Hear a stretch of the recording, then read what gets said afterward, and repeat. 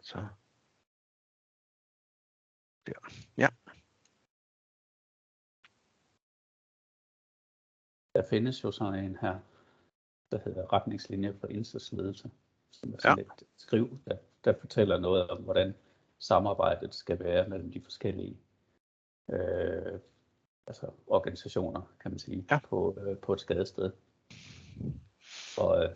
Og der har man så indsatsleder politi og indsatsleder brand og indsatsleder sund som begreber. Hvad er begrebet sund, og dækker det over? Det dækker over over på vandet.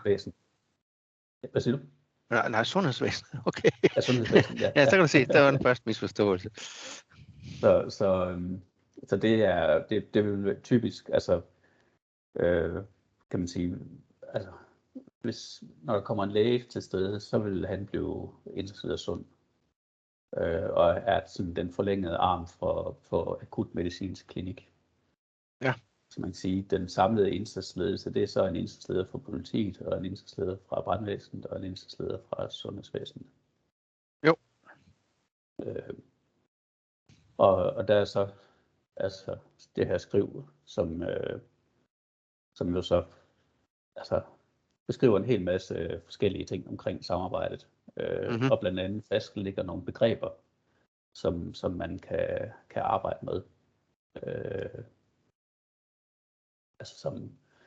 Som også, så man har et fælles sprog for, hvad hedder det, når at man har et mødested, og den ser sådan her ud. Sådan en standardisering. Ja, lige præcis. Så man, og det er jo så også den, vi bliver undervist efter. Og der er sådan en... Så den fastlægger også, hvordan vi ser ud og sådan noget. Ja. Og kommunikations... det var de der... Og radionetskitser og alt muligt. Men der er så også... lad os lige se. Ja, du kan se her. Der er sådan en ordliste, han har sagt. Ja. Hvor man definerer sådan noget som indre afspærring, det er afgrænsning af skadestedet, og første indsats af fareområde og evakuerings- og pårørendecenter. Så man ikke snakker for hinanden. Ja. Yes. Og ambulancevej og så videre. Og alarmeringspunkter og alt sådan noget der. Og det er i hvert fald sådan lige noget, man skal, fordi det er jo så det, vi skal arbejde med i de her situationsbilleder af de her begreber. Så hvis vi lige vender tilbage her. Så det, der jeg så har lavet nu, det er, at vi har det her situationsbillede. Og det er så lavet i sådan en lidt neddrosset brugerflade, hvor der ikke er så mange knapper her. Der er en hel masse, der ligesom er filtreret fra. Så det er helt sin egen interface? Ja, for at gøre det så simpelt som muligt. Det var egentlig fordi Lars han sagde, at hvis der var alt for meget, så ville de jo bare stå og trykke på alt muligt. Det har nok ret i. Ja. Og det er selvfølgelig måske lidt træls, at det er en helt ny brugerflade, som man så skal åbne, men det er jo en del af testen, kan man sige. Jo. Hvordan det virker. Og så er der så lavet herinde, den er også lavet sådan, at når man åbner den, så åbner den med laglisten åben. Sådan at man normalt så åbner den jo sådan her. Ja. Men den er altså forudbestemt til at åbne med det her. Jo. Ja. Så bare klikke her, og så kan man vælge faciliteter, områder og veje. Og så står man jo på et eller andet skadested og siger, nu er der et eller andet her, vi skal have gjort noget ved. Og så kan vi sige, så vil vi, lige nu der er der det der filter på, fordi den skal bruges i noget, vi kommer til senere. Men det var egentlig også meningen, at den ikke skulle være med. Og så det vi kommer til senere, det skulle nok bare ligge i den der planprofil. Men nu kigger vi lige på det her. Så trykker man bare på plus for jeg skal lige se. Jeg skal lige logges ind her som en, der kan rette i det her. Det Nu er jeg lige logget ind i Nordsjællands brandvæsen. Jeg var ved at prøve det der i aftes.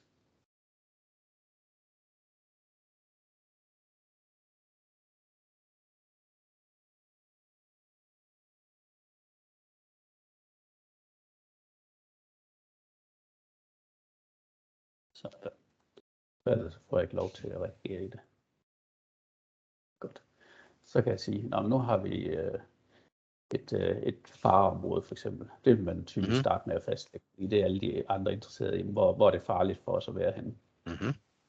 Så kan man sige fareområde her, og så tegner man jo egentlig bare et område. Okay, man sætter nogle vektorpunkter. Ja. Og man kan faktisk også give det et områdenummer, fordi der kan jo være flere, og hvis det er en større hændelse, kan det være. Og så det vi snakkede om, det var, at man vil gerne koble det til den hændelse, man er på. Så der har jeg lavet det sådan, at den slår op og kigger i de der 20 aktuelle hændelser, der er på listen. Den kan man så vælge. Så tilknytter man bare til den hændelse. Så trykker man gennem. Ja. Og så får man så et fareområde. Er det så sådan, så andre, der kigger på det her samtidig med det samme, vil se det her? Ja, nu kan du jo prøve. Nu får du lige det her link her. Og nu tænder vi lige for det hele. Så sender jeg lige det her link til dig. Jo. Ja, jeg kan måske bare lige smide det i chatten her. Det er ikke nemmest. Det kan være.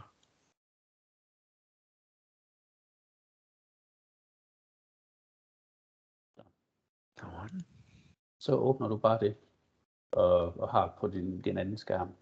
Så vil du se, at altså normalt så er det jo sådan i et GIS-system, at du skal zoome i kortet, for at du opdaterer.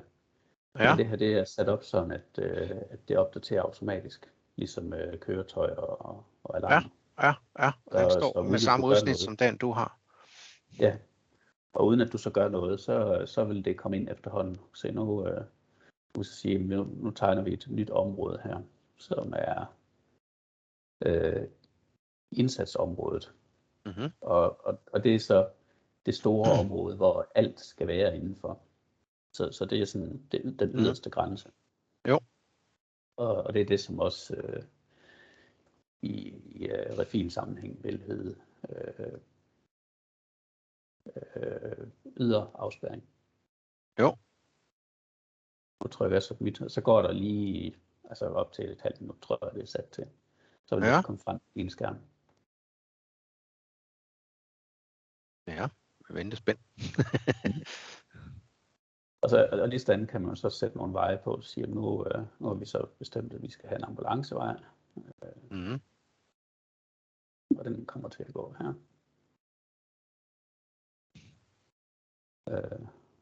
Så gemmer jeg den. Jo. Og så kan man begynde at sætte nogle faciliteter på. Vi vil gerne have et KST for eksempel. Nu har jeg både indsatsområde og ambulancevejen. Det kom lige samtidig. Yes. Så det er en opdateringsfrekvens, simpelthen den kører med. Ja, som man kan sætte. Jeg tror, jeg har sat den til, jeg husker, det var 31 sekunder eller sådan noget. Ja, og det kan godt passe.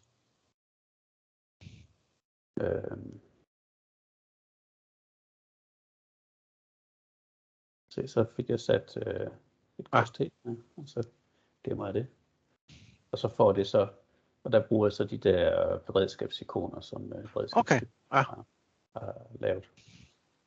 Og vejen er noget, som jeg også har, jeg har fået det som en signaturforklaring fra det, som politiet har lavet, så jeg har lavet det stort set samme farve. Så en ambulancevej vil altid sådan ud?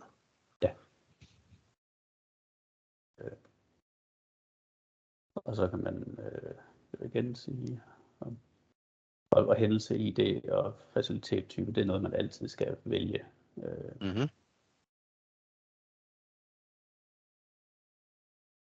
Og så sætter man de her ting ind. Så. Og det er egentlig bare det. Jo. Så er man kørende. Så kan man... Det ser jo umiddelbart for jætten ud. Ja, altså hvordan ser du i forhold til den anden opgave, vi snakkede om, at det her kan opfylde det behov? Jamen altså, man kan sige, funktionaliteten med, at man har det kørende på en skærm, og tingene de opdateres automatisk, det er jo helt oplagt at bruge det. Altså nu, vi snakker der brandredning i Sønderland også. Ja. Så hvis de sidder i den lokale beredskabsstab og lægger noget ind, jamen, så bliver det opdateret alle steder, hvor de har kortet åbent automatisk. Ja, jeg mener, de skrev, at det ikke nødvendigvis var til en skarp situation, at de skulle bruge det. Men det betyder jo ikke noget i den her sammenhæng, at de ikke har behovet for, at det opdaterer hurtigt. De har stadig muligheden. Og du kan jo se, når man kigger på den her liste med de her begreber, så mange af de begreber, som altså opmarchområde og KST og så videre, det er jo ting, som gik igen i deres. Ja. De var sådan lidt flagrende omkring det, synes jeg. Men det er nok der, det kommer fra, kunne jeg forestille mig. Ja, fordi hvis vi tager den der, nu sendte han, videresendte jo noget, han havde sendt. Ja. Hvornår var det? Det var på den.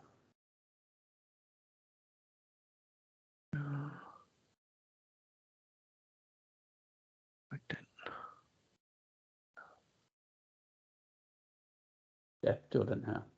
Pumpeopgaver, væltede træer. Se, punkter ikke, det er opmarch, KST, kommandopost, evakueringspost, pårørende center, behandlingsplads, forplejning, pumper. Det er jo alt sammen noget, der er i det her setup. Ja, men jeg tænker ikke, at det er deres tanke, at de skal ind i en anden interface for at gøre det. Kan man kombinere det i den, de allerede har? Ja, men altså det her kan jo egentlig sættes ind alle steder. Det her. Nu er det bare for at forenkle det til en skarp situation. Til netop det behov, ja. Men altså ligesom indholdet, ikke hvad skal man sige, interface-opsætningen, men indholdet og mulighederne for at sætte de her ting på. Det kan bygge ind. Det kan implementeres i alle brugerfladerne. Ja, fint. Og det der så er, hvis vi lige gør den her færdig, det er, at lige nu der er det sat op til, at det her det er aktivt herinde i 2 dage. Så der kan du gå ind og se det og rette i det. Efter 2 dage, så vil du kun kunne finde det i historiske data. Så hvis jeg nu slukker for det her, og så går ind og tænder her, se, så er der noget mere. Så dukker det op igen. Ja, så noget mere. Nu er der nogle flere ting her. Det er så det hele. Ja. Altså alt, man kigger på nu. Ja. Alle de indsatser, der har været. Ja, altså, og hvor langt tilbage går det så? Det er alle dem, der har været. Alt bliver gemt? Ja. Kan man gå ind og indkredse på sådan en datointerval eller et eller andet og sige, det vil gerne se dem, der var inden for sidste år, eller sådan noget lignende?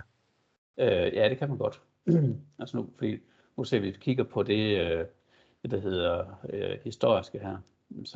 Så har vi hændelsesideen, og så har vi tidspunktet, det er oprettet på objektet.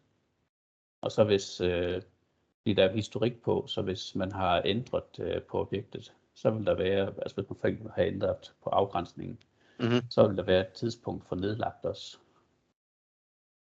Ja. Og det jeg så har gjort her, det er at sige, at jeg har faktisk lavet sådan en samlet en her, så man, hvis man har brug for at trække det ud. Nu kan jeg lige prøve at se, hvad var det hændelsesideen var. Det var 36-86. Jo. Så hvis jeg går ind her og siger, nu vil jeg gerne filtrere på hændelsesideen, og den skal så være lige med 36. Jo, så får du kun den. Ja. Så får jeg kun den, og så kan jeg jo her sige, at jeg vil gerne lige have det ned i et Excel-ark.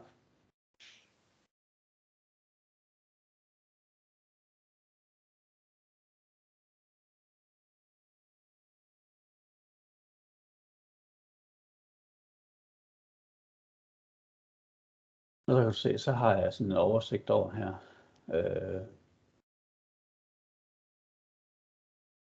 Ja. hvornår tingene er oprettet, og hvornår de er nedlagte, og hvis nu er der så ikke lige nogen af dem her, der er nedlagte. Yes. Og hvem der har oprettet objektet. Så det er referencen til objektet i Gissen. Ja, altså hændelses-ID'et. Der kan man... Når man tænker på det allerførste, GID'et. Ja. Fordi du har jo ikke her noget lokation eller noget som helst på det. Så det må referere til noget andet, ikke? Jo, det er GID'en, der refererer til det. Og det er endda sådan med modifikationer, fordi du kan se, der er nogen, der hedder 6, og så er der nogen, der hedder 100.006. Og det er fordi, at de har jo nogle GID'er, fordi det kommer fra 3 forskellige lag jo. Noget af det er punkter, noget af det er linjer, og noget af det er flader. Ja. Og her laver jeg sådan en union-tabel, hvor det hele er samlet, og derfor så er der nogle GID'er, som ikke men altså, men mit point er også, at kan man ud fra det her, hvis der nu hvis man vil eksportere det her til Excel, så er det for at lave en form for dokumentation. Og hvis der er nogen, der siger, den der, det er nogen, der er med over. Hvad var det så for en, ikke? Altså, så skulle man gerne kunne gå ind i Gissen og vise, det er den der, ikke? Den der er 100.006, ikke? Ja. Og det kan man i princippet både, også på den her, som er UID'en. Ja. Den er også en unik nøgle. Så og man behøver måske ikke have den med, men nu har jeg jo bare sådan, lige taget det der. Fint. Så der er en samlet, og man eksporterer der, og det er så det hele, og den laver den union der, så du uanset laget ved, hvad det er for en ID. Ja. Og for at få det ud samlet på den her måde, så er jeg nødt til at lave det hele om til linjer. Som man kan sige, hvis man kigger på de her objekter, så vil det bare være linjeobjekter. Så er det ikke en flade længere, for eksempel. Okay. Men det er jo sådan en detalje. Bare man kan finde det og referere til det. Ja, og det kan man i hvert fald. Jo. Så det er sådan, det er ligesom det, der er i den her nu. Og det er da spændende. Jeg er helt sikker på, at det er jo noget, der er mange, der har efterspurgt i hvert fald. Så det skal de sgu nok blive rigtig glade for. Ja, vi ser det er så signaturerne, de er lavet. Perfekt. Og det er simpelthen standarden, Ja, jeg kan lige hive den op. Prøv at se, hvordan præcis ser ud.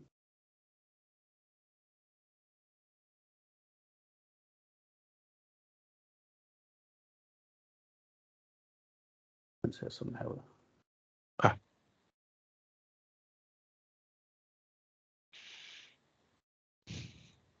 Så det er noget, der ligner. Ja. Skulle det gerne gøre.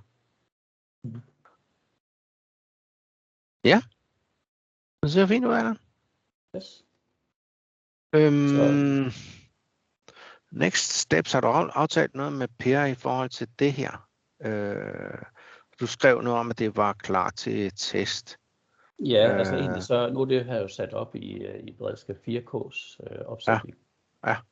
Og det er jo fordi, at Lars vil jo gerne teste det. Og det har Per aftalt med ham, at det kunne han få lov til. Så nu er der egentlig en testopsætning her. Men ved Lars godt det? Altså er den blevet sendt videre, den information, eller er det en, vi regner med? Jeg har skrevet det til Per. Okay. Jeg har skrevet til Per, at den er klar til test nu. Fint, så Per skal lige have fat i Lars og forklare ham, at han skal ind og gøre det her. Ja. Godt. Super. Jamen, jeg tager lige en snak med Per om det. Han er ude i huset i dag. Men han får lige den her optagelse og en reference til vores samtale, ikke? Yes. Og så prøver jeg lige at samle op på det i forhold til BSJ, i forhold til om det kunne være noget, der vil dække det der. Det tænker jeg, det gør. Altså. Ja, det tænker jeg også. Altså fordi meget af det her er jo bare det samme, kan man sige. Ja. Og de har netop også, de har dog snakket om, at det ikke skulle automatisk lukkes ned, nogle af de der ting. At det skulle manuelt tages ned, når det var, ikke? Men det tænker jeg er en tilpasning, man kan lave. Ja, altså man kan sige, lige nu er det jo sat til de her 48 timer, og det kan jo sættes til en uge, eller en måned, eller hvad man nu synes, og man kan lade helt være. Ja. Ja, så det er bare et spørgsmål om at få sat den op i deres system på den måde. Ja, og man kan også lave det anderledes, sådan at når man siger, jamen, så skal du ind på hver enkelt objekt for eksempel og sige, jamen, nu vil jeg gøre det historisk. Det er jo bare lidt nemmere at gøre det tidsmæssigt. Ja. Fint. Så skal vi bare have afgjort, hvor meget timer det kommer til at tage for dig at sætte det op og stemme. Men jeg tænker i starten, jeg lige indikerer, hvad planen er for det, ikke? For de lige kan acceptere den vej, inden vi går videre med noget, ikke? Og så kan du regne på nogle timer i forhold til, hvad vi kommer til at ende med at aftale med dem, hvor det skal ligge hen og sådan noget, ikke? Altså om de skal det kombineret ind i deres system, eller om de hellere vil have sådan en model her, hvor at så også har mulighed for at køre det i en situation, der er ongoing lige samtidig, ikke? For det kan være, at de kan se en fordel i at have det på den måde i stedet for. Og så når vi har aftalt det, så får jeg nogle timer fra dig på dit skøn, og så laver jeg en SOV, så jeg sætter sammen. Og der samler jeg nok lige op med dig, inden at jeg sender den videre, for at vi er helt enige om, hvad vi har aftalt omkring tingene, ikke? Og så må det gå sin gang. Ja, og man kan sige, de har jo lagt op til for eksempel, at fareområdet, det skal være en linje. Og jeg synes jo, altså man har fareområdet, og jeg synes jo egentlig, at det er lidt forkert med en linje, fordi en linje, den er jo ikke et område. Den lukkede ikke af? Den lukker jo ikke nødvendigvis af. Du kan jo godt tegne en, altså, og det er sådan lidt en smagssag, om man vil have det ene eller det andet, ikke også? Men hvis man opretter en linje, så synes jeg jo bare, at den skal kunne lukkes helt sammen. Det tror jeg også er enig i, men jeg ved ikke, hvor de har det fra med linjen. Men det kan man jo snakke med dem om, ikke? Så det tænker jeg, man kan lige vinde. Men jeg tænker heller ikke, det gør den store forskel for dig i forhold til implementering, om det er det ene eller andet. Nej, det gør det heller ikke. Men det er selvfølgelig fedest, hvis det er, at det er ens, ikke? Altså, når det ligger hos forskellige beredskaber, at vi har ligesom den samme terminologi omkring, hvordan tingene hænger sammen, ikke? Ja, det er præcis. Og det er jo, men det er så bare der, hvor man siger, så er de fareområder, som er rød, og de har brand, som er rød. Så der er lige noget der med, hvordan skal tingene se ud. Ja, men det kan man måske også tage en snak med omkring ved det, at du har brugt nogle standard definitioner. Ja. Så vil det give god mening, at det var det, man forholdt sig til, ikke? Jo. Og så kan de jo, så må de jo så sige, at de insisterer, hvis det er, de ved det her, ikke? Men så vil det være velvidende, at det er altså bryder med standarden, ikke? Ja. Yes.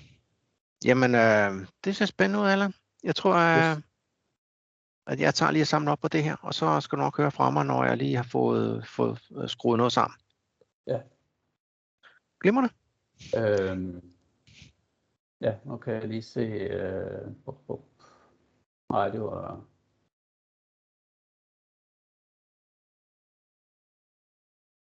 Og det var de der køretøjer, han kommenterede på, Michael. Ja. Ja, det er jo lige faktisk ind i det her, fordi at Michael, han skrev jo lige, jeg kan se, at han har ikke sat dig på som CC, men jeg skrev det der med at nu er køretøjerne sat på. Ja.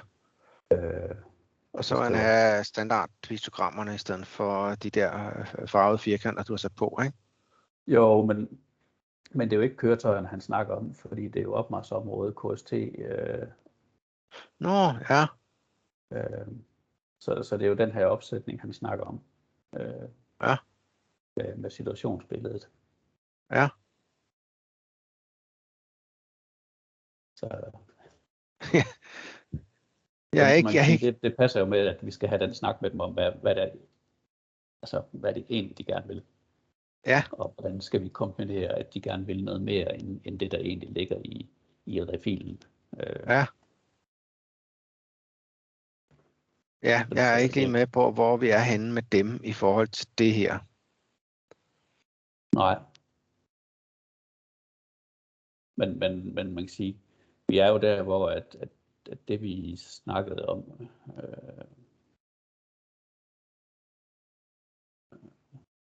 det var ikke den der. Ja. Ja. Men det var jo Trackcar. Ja, nej, men det var den, vi lige kiggede på, den her, som var fra Brandredning Sønderland. Ja. Men den, det var jo Sydøstjyllands brandvæsen. Nå ja, det er rigtigt, ja. Undskyld. Ja, det er rigtigt. Ja. Og det er det, jeg sådan lige skal lige have styr på dem, når vi er 3-4 stykker i gang, ikke? Ja. Det er rigtigt. Ja, jo, så de vil jo også gerne have det. Men altså man sige, nu er det i hvert fald klart til test over i beredskab 4K. Ja, men jeg sikrer mig lige, at Per er klar over, at han skal give Lars besked på, at han kan komme i gang med test, ikke? Og så får han så denne her optagelse, så han også selv kan forklare, hvordan det hænger sammen. Ja. Og skal jeg ikke bare lige spare på den her og sige, at vi har noget undervejs, men han skal lige kontakte jer. Jo, og så skal jeg ikke sætte dig på som CC. Jo, det vil være fint. Ja. Godt. Yes, havde vi så andet, så vi havde noget, nej, det var Nordvestjyllands brandvæsen, det har jeg snakket med Per om, så ja. Jo, hvis det. Ja. Og du havde den der bemærkning til shapefilerne, og den har jeg så sendt videre til Morten Bernsen, så han lige kan fylde de sidste 3 på, tror jeg det var, der manglede, ikke? Jo. Den ene af dem. Ja. Så. Godt. Jamen det går sin gang. Jeg synes, altså det kan godt være lidt flagrende nede i Sønderland med det ene eller andet, tredje, fjerde samtidig og frem og tilbage, og så har vi sendt, og så har vi ikke sendt og sådan noget, ikke? Så det er lidt et job at få flettet det sammen i et eller andet, ikke? Men jeg er bare meget nødig, at vi ikke ligesom får det hele afklaret, inden vi laver SOV'en, fordi så ender vi med, at det er os, der skal bære omkostningen på, at de pludselig kommer og siger, men det var ikke sådan, vi tænkte, eller et eller andet, ikke? Ja, så den skal være ret udpindet, før at vi går i gang. Men jeg synes, med de andre ting har det jo gået meget godt. Det ser ud til, at du har ramt timetallet meget præcist, når du har vurderet, ikke? Så. Fint nok. Ja, og så skrev jeg den der til Mikkel over fra Nordsjællands brandvæsen. Ja. Han var inde og kigge i den forkerte opsætning, ser det ud til. En testopsætning. Ja. Det ser det ud til. Og så er der noget med nogle rettigheder. Der er nogle rettigheder, men det er jo noget, han selv har sat op, som jeg forstod det. Altså den nedavning der. Ja, det tror jeg. Jeg har ikke været inde og gøre det. Ja. Okay. Ja, men han fik en god forklaring, så tænker jeg, han er jo ikke tabt bag en vogn, sådan noget, så han kan formentlig godt følge op på det. Nu kan vi jo lige se, hvad han svarer, og så, fordi jeg kan jo hurtigt lige lave sådan en, hvis han gerne vil have det. Og jeg kan også lave sådan en TeamViewer-session, hvis det stadigvæk driller for ham. Ja, men mulighederne ligger åbne, så det er jo ligesom op til ham, om man har det behov, om man kan få fundet ud af det med det, du har skrevet, ikke? Ja. Jo, jeg tror, det var det. Det var det så. Ja. Super. Jamen så... så det gør vi. Du må have en god weekend under os lang. Ja tak, i lige måde. Hej.